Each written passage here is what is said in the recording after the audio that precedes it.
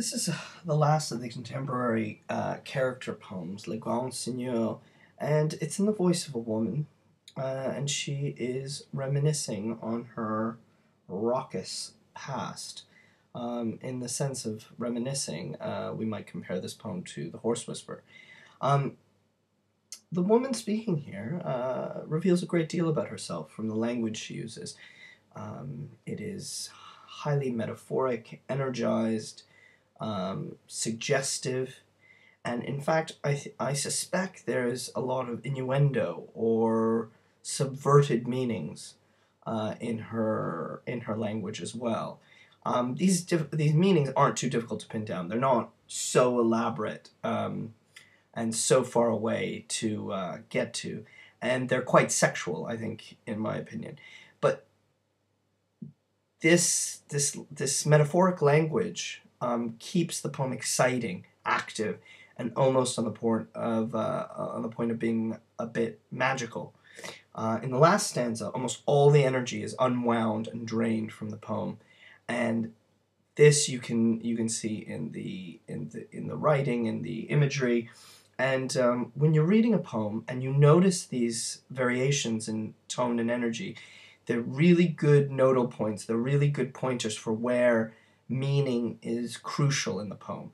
So when you're reading poems, especially an unseen poem, and you're reading them over and over again, and you're trying to find out where something's changing, notice where there's a change in energy, or a change in form, or a change in, for example, in the third stanza, instead of having 4 lines like all the rest of them, there are only 3 lines. These kind of changes are markers, are flags, are ways the poet asks you to pay attention. Les Grands Seigneurs by Dorothy Malloy. Men were my buttresses, my castellated towers, the bowers where I took my rest. The best and worst of times were men, the peacocks and the cockatoos, the nightingales, the strutting pink flamingos. Men were my dolphins, my performing seals, my sailing ships, the ballast in my hold. They were the rocking horses prancing down the promenade, the bandstand where the music played, my hurdy-gurdy monkey men. I was their queen. I sat enthroned before them, out of reach. We played at courtly love, the troubadour, the damsel, and the peach.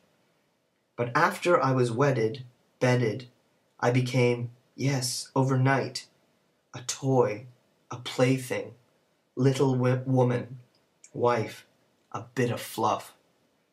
My husband clicked his fingers, called my bluff.